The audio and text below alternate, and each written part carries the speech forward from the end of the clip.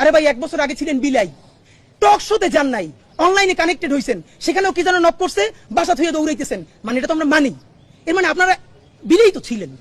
এখন আপনি বাঘ হয়ে উঠছেন, সেই বাঘের কণ্ঠ কার সাথে দেখাইতেছেন? এই দেশের নিরীহ মানুষের সাথে। আওয়ামী লীগ কয়টা ধরে হেসতে পারছেন? কয়টা আওয়ামী লীগের বিরুদ্ধে অ্যাকশনে যাইতে পারছেন? কোটি কোটি টাকা খায় ওই হাজিম সেলিমের লোক স্টেজে উঠান। অধ্যত্ব আর অহমিকা, আপনারা এইবার লাস্ট চান্স, যদি বাদ দিতে না পারেন আপনাদের দেশে আর কোনো রাজনীতি থাকবে না, মানে থাকবে না, মনে রাখেন। চূড়ান্ত অধ্যত্ব এবং অহমিকার সিম্বল ছিল শেখ হাসিনা, শুধু তার পদত্যাগ না, পতন হয়েছে, দিল্লিতে গিয়ে লুকাইতে হয়েছে। সুতরাং আপনারা তো তার ধারে কাছেও না।